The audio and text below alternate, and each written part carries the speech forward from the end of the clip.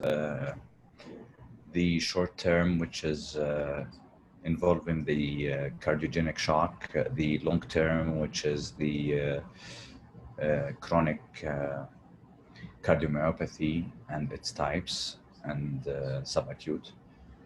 And then we do have the transplantation as well. So I'll be starting with the short term mechanical circulatory support and the indication, when to use, what types, complications, etc., etc.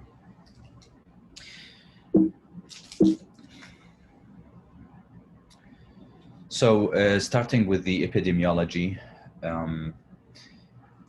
as we all know, 5 million person gets diagnosed with heart failure on a yearly basis, and also 500,000 almost a yearly diagnosed of heart failure.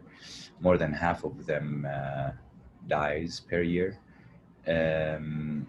We all know that heart failure, majority of them, or the most frequent, are elderly above the age of 65.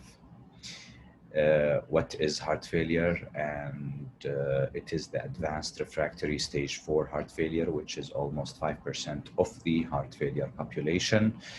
The question is how to identify these patients and when to decide this patient is a stage 4 or stage D, and if he is in need of more invasive therapies other than medical managements.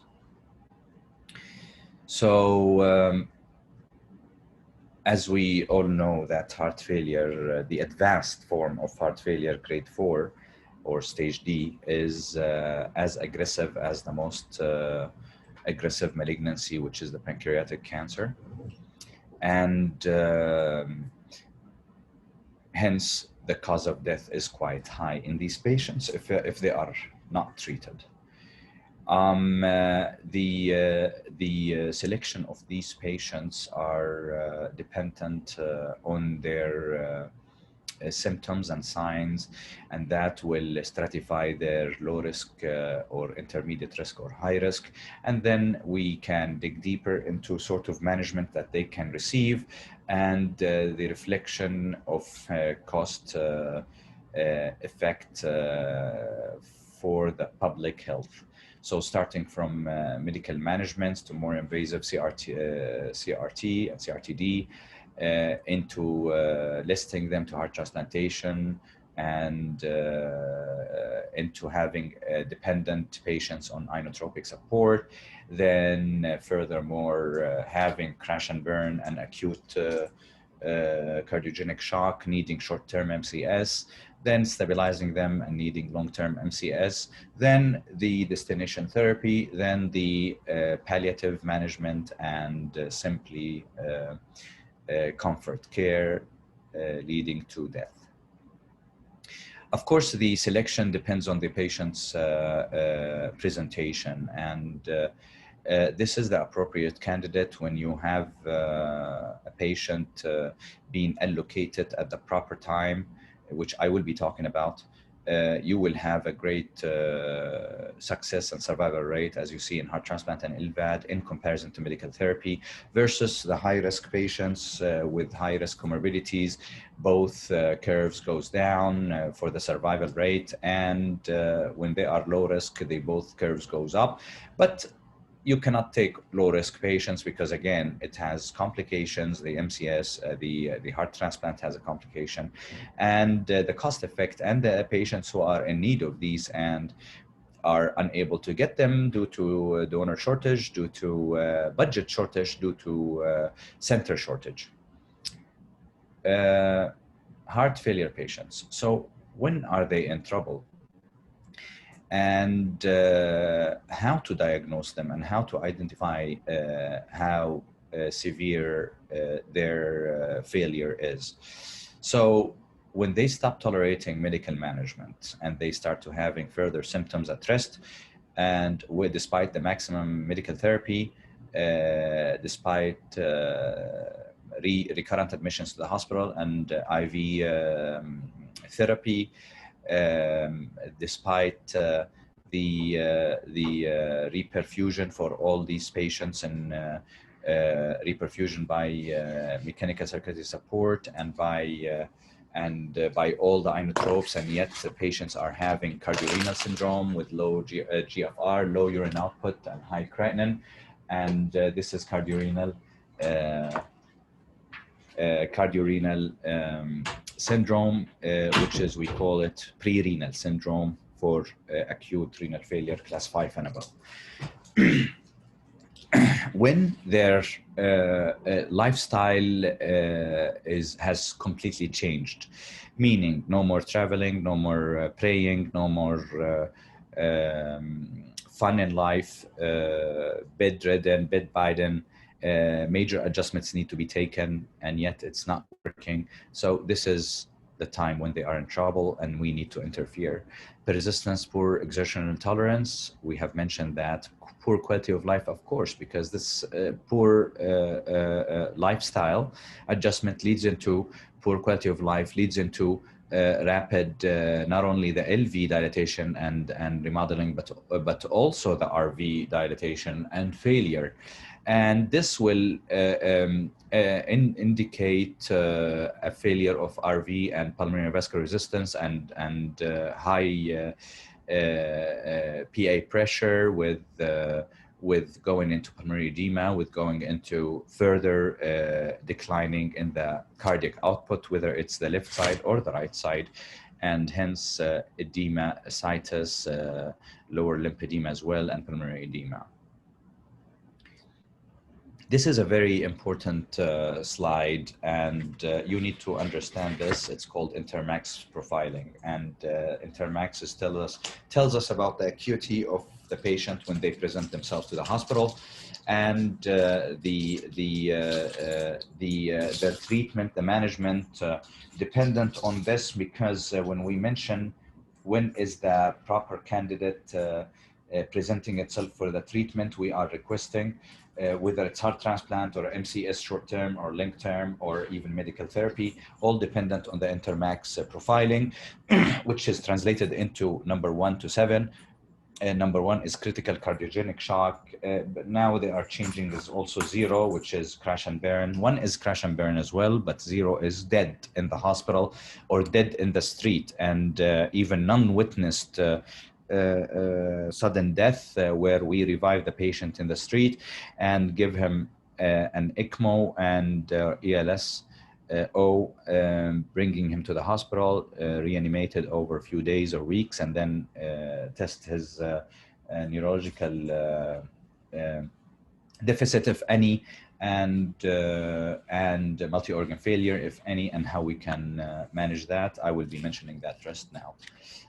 So number 2 is progressive decline. Basically, the patient comes to the hospital and have inotropic supports and have also a startation of renal impairment, liver impairment, failure. Stage 3 is stable but inotropic dependent, whether he is on norepi or milrinone or dopamine or Debutrix or any of these support. 1++ can be class 3.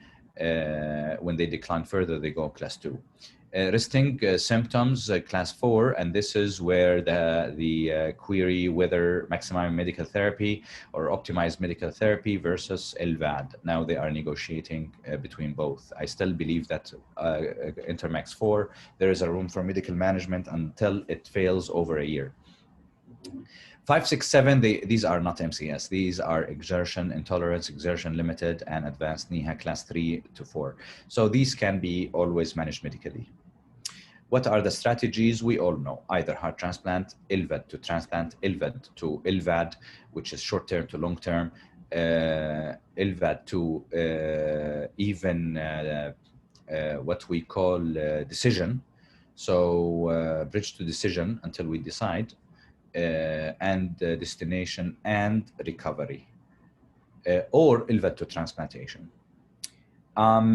So The types of the short-term MCS, there are so many, but I'm asking for the few who are being utilized frequently in the market and trusted, mainly the Centrimag Livitronics, which is from Abbott, and also the Rotaflow, which is from Mackay.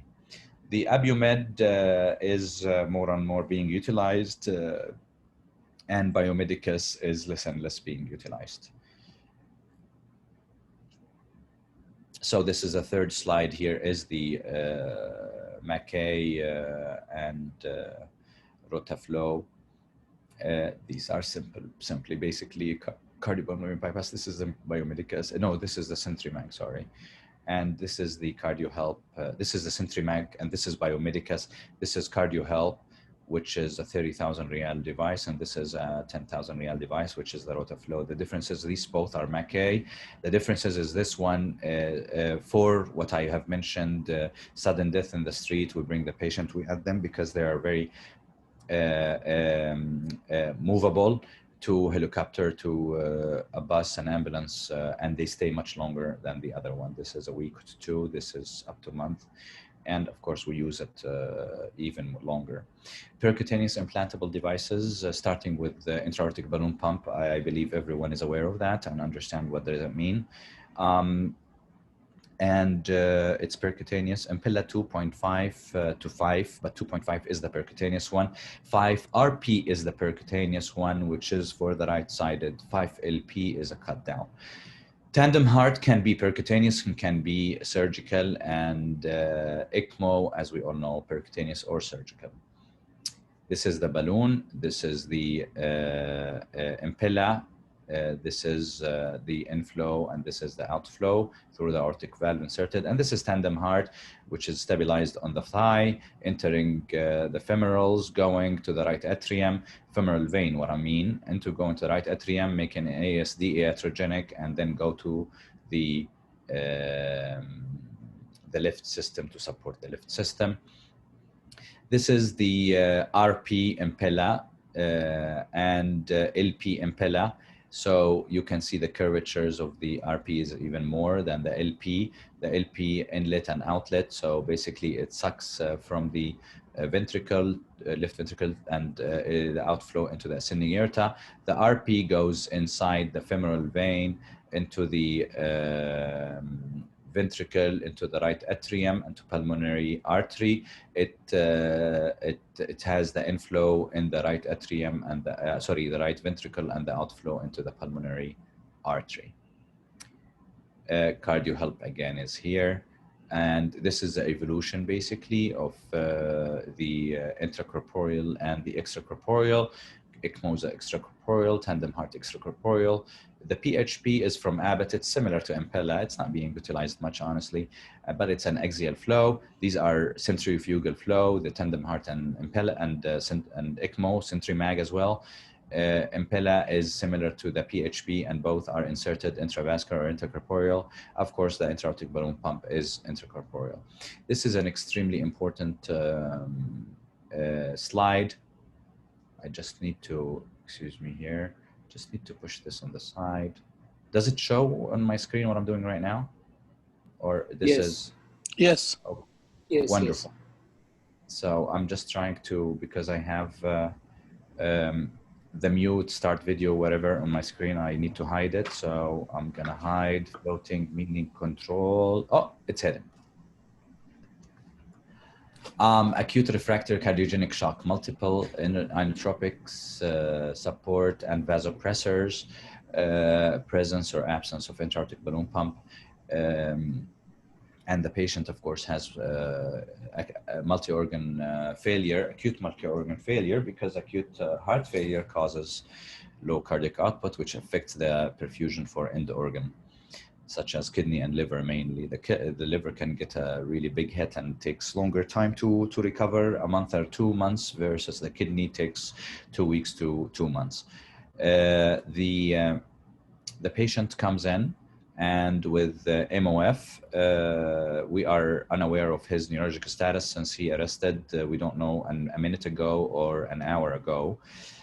we transfer him, and this is what I call ELSO. This is where ELSO comes in and gets the ECMO. If he doesn't get the ECMO here, then it's not an ELSO. He's transferred by the ambulance and CPR, and during CPR, we insert CentriMag biventricular support because the heart is arrested, the RV is extremely ballooned, and it will never recover even if the LV failure alone. So you need to have either ECMO or biventricular support. If we have the ECMO or biventricular support inserted in the patient, we monitor the interorgan function, of course, the nutrition. We make sure that he's sedated, then start weaning sedation to verify his neurological status. And of course, we have the echocardiography to let us know if there is unloaded LV, unloaded RV, positioning of the cannulas, suck down of the LV or RV, opening or not opening of the aortic valve, hence anticoagulation or not. So all these elements are extremely important. And if we have an end-organ function recovery with the neurological recovery, with the heart recovery after a while, and this will take a week to 2 to 3 to 4.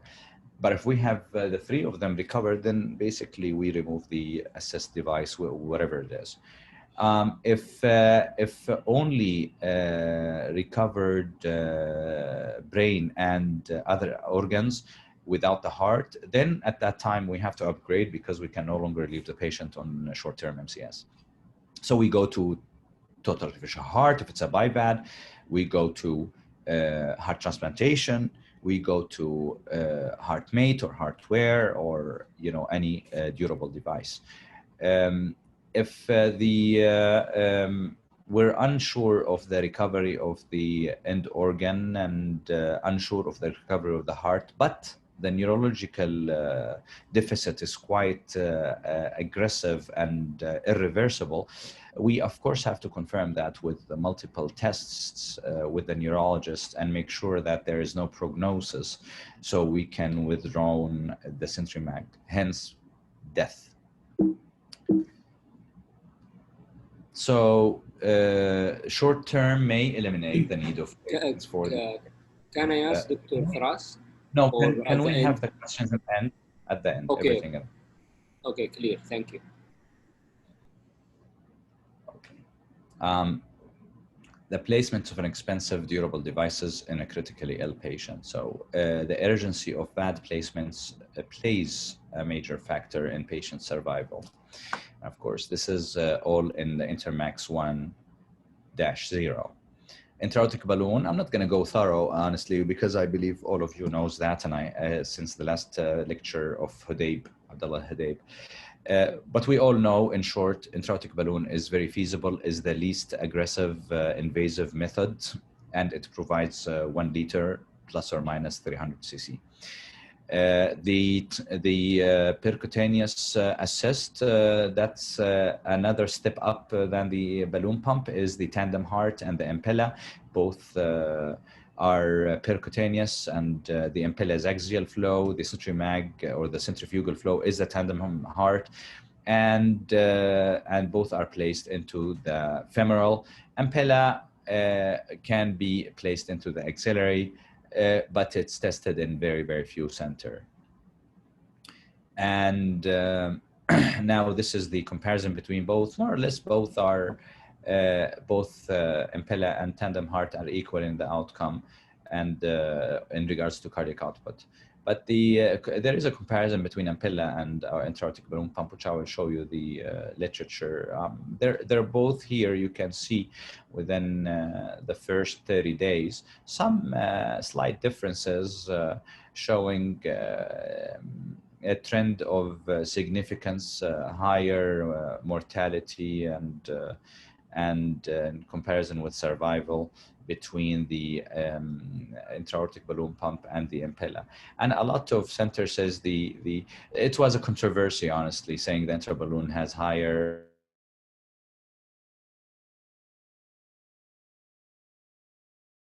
mortality than 5, and intra-aortic balloon pump gives you. But it's a controversy. What problems can it cause? Of course, it's the usual peripheral problems such as ischemia, thrombosis, bleeding. It does immobilize the patient since it can be dislocated easily in the impella, and you have to continuously monitor the echocardiography. And in the tandem heart, you induce septal defect. This is again going too detailed, which I am going to avoid here because the lecture is very long. Inotropes support what it does. It increases the peak pressure, it increases the stroke volume, it increases the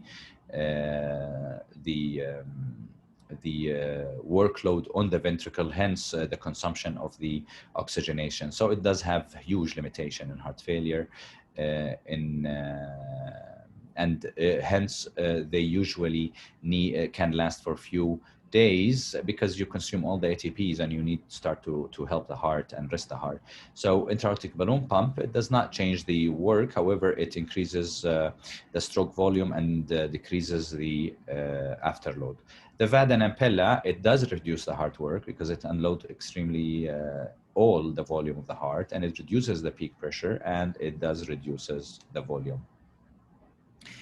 These are the comparison in general between all of the devices from ECMO to balloon and Impella, and it's a repetitive to what I just mentioned. The vascular injury can happen into basically the percutaneous one, which is the Impella and the tandem heart, and as there is a puncture, aortic balloon, it does have some vascular injury, but it's not major because it's only 7 to 8 French versus Impella 9 French versus tandem heart 17 to 21 French femoral vein, and the ECMO, as you know, it varies between 15 French to 28 French or 29 French even, dependent on the company. Veno-arterial ECMO, we all know it started to become very important since H1N1 2009, and it can be used as a cardiopulmonary support. A lot of surgeons uses this for a mini cabbage and beating heart cabbage and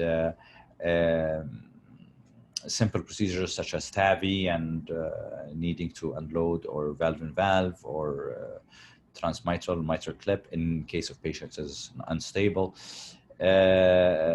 So it has a variety of utilization. It's being utilized for acute refractory heart failure. It's being utilized for the ELSO, which is the CPR that I mentioned. Under CPR, you insert percutaneously these cannulas, temporary or non-percutaneously can even cut down. I remember many patients I cut down with the scissor using just to save the patient's life. Temporary MCS, there is sometimes multi-organ failure that you reperfuse, sepsis, and the need of higher flow up to 8-9 liters is needed due to the sepsis, not due to the patient, is huge.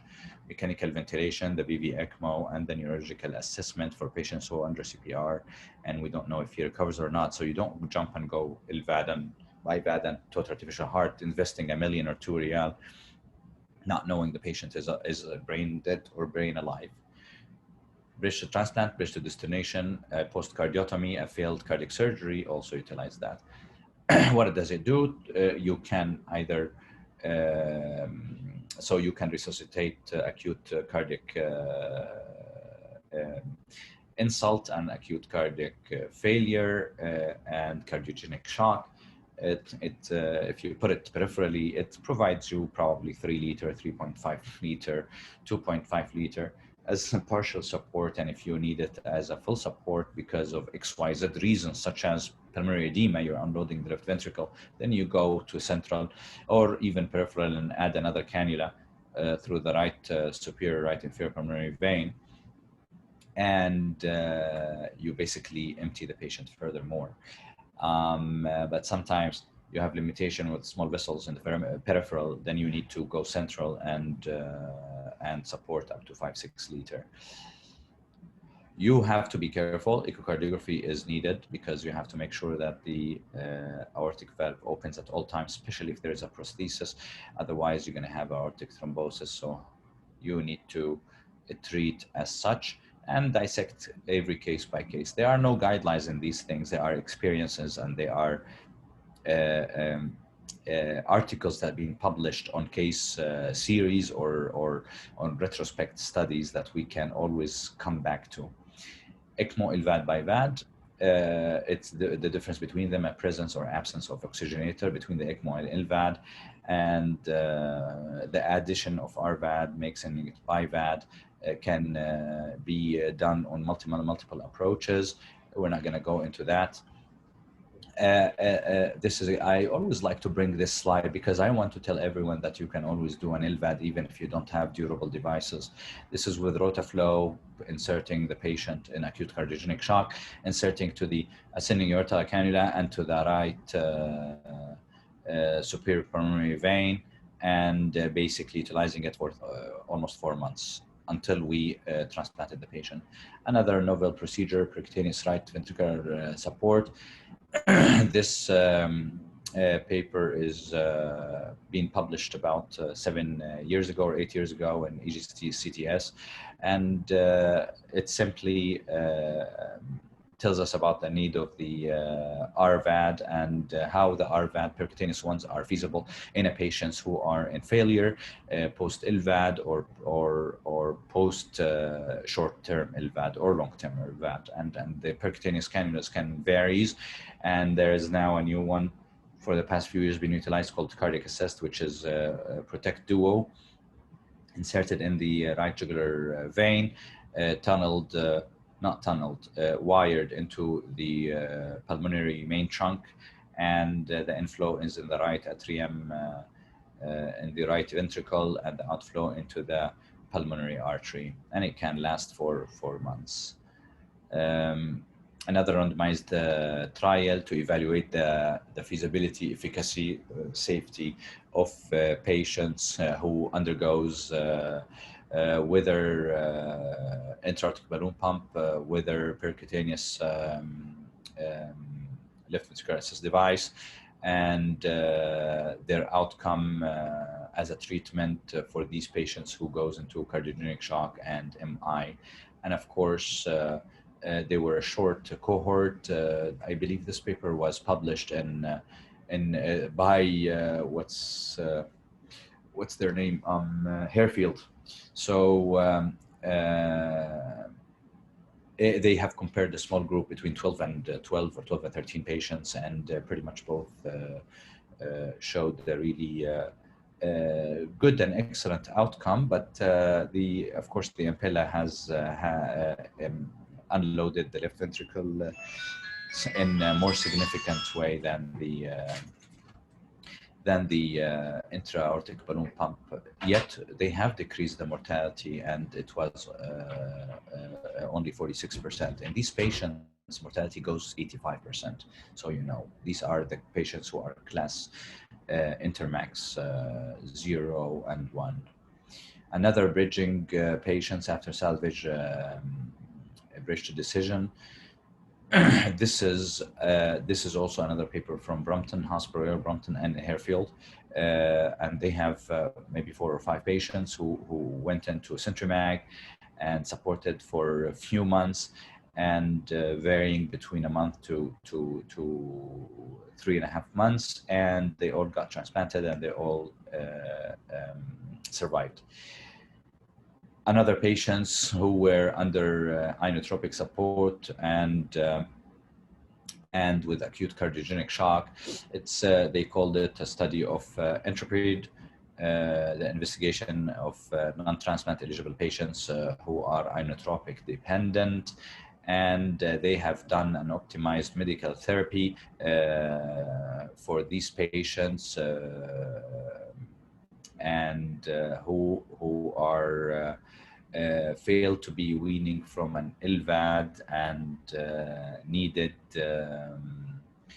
an LVAD or others who are receiving an LVAD, and the comparison between both of them, which in the end, basically what they wanted to deliver the message is that inotropic dependent patients really have a high risk of mortality than non-inotropic dependent patients and who are supported with the LVAD prior to that.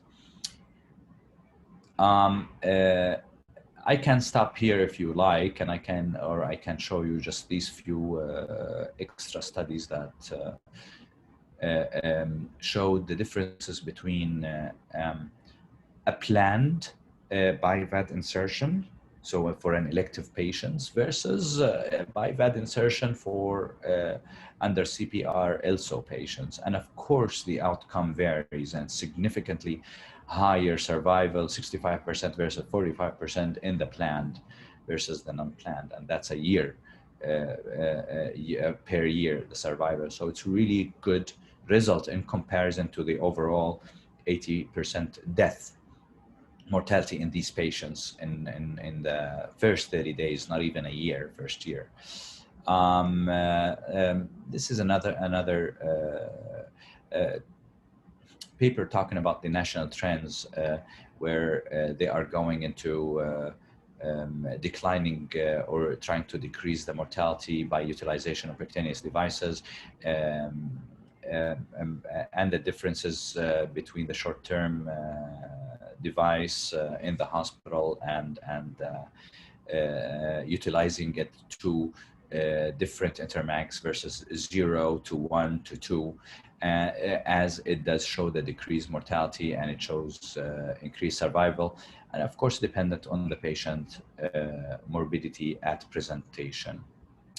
Multicentric Study, another one that talking about the use of short-term LVAD, which is the Centrimag, and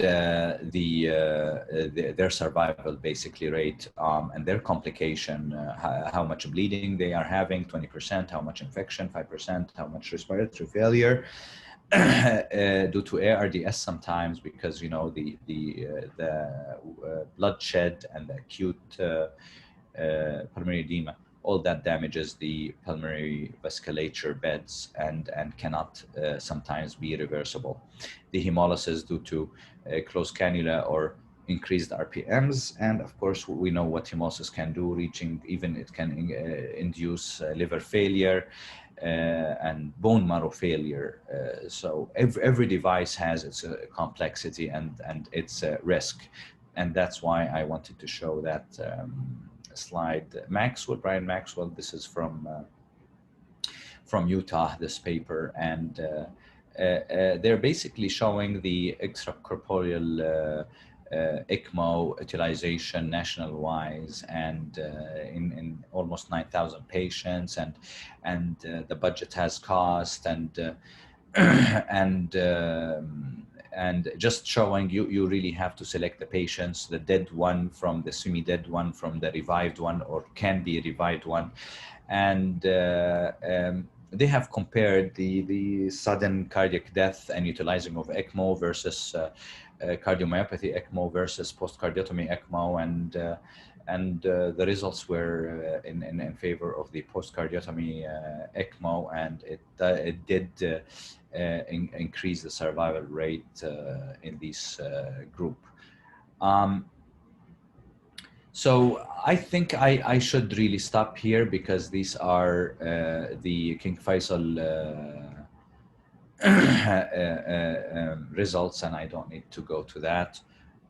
If we stop here and we can have some questions, please.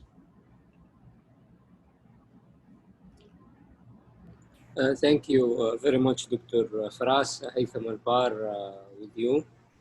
Kindly, especially when I'm deciding in patient, for example, he's crashing between ECMO, LVAD, and other modality that I can use.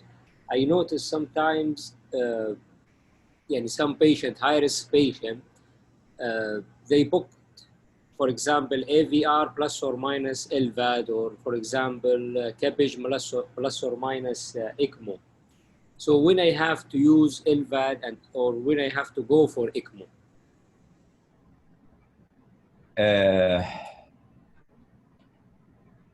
So just معلش بس إنه ضيعت في السؤال. Your question is, when am I going to be proactive and have in my mind if I'm going to use an assist in patient who are undergoing cardiac surgery? Is that the question? Yes, which and my selection for the device. Yani, when I have to use the LVAD immediately or use ECMO, then I will decide which type of device I will use after that. Because I have a always confusion. تفضل. go ahead. Tell me, what's your confusion? We're all confused, my friend. No, because sometimes I have a confusion when I have to use, because in my mind I have to go with ECMO, then I need to decide. But sometimes I noticed I go directly from, in cardiac operation, I will immediately implant LVAD, not going for the ECMO. لا. You never do LVAD implantation post cardiac surgery. You never do that. Never ever. Never. If you Okay. have a failed cardiac surgery, never ever. Okay. No one ever has done that. أنا جالس أحاول أطلع بس شو اسمه وين هذه معليش شوي. وين راحت الصورة؟ معليش أنا مو خبير في التكنولوجي. السكرتيرة مو قاعدة تساعدني، ماني عارف ايش فيها. You want to show a picture in your desktop? No, I just simply wants to have the whole bar of the control. ضعت أنا. احتمال إني أرجع أطلع وأرجع sign in because the whole screen again. You never ever have a durable device implanted intraoperatively during an elective case or emergency case. You always utilize the non-durable devices, starting from the least invasive balloon pump and then going to the most invasive, which is ECMO. All right. So, Okay. or LVAD as a sentry bag or Rotaflow. Like, you never implant that. I believe that answers all your query. You never go Yes. for durable device whatsoever. عشان كده أنا قلت إنه short term mechanical surgery support.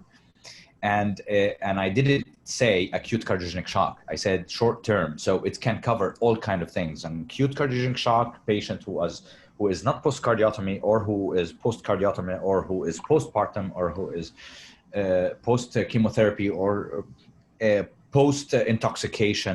So there are a lot of elements under acute cardiogenic shock or under acute need of MCS or ARDS or ARAFT. So you really don't, you have to classify these, and then you have to utilize these devices according to the pathology that you are in need. Hello? Yeah, clear, very clear. Very good. طيب, I need to, because the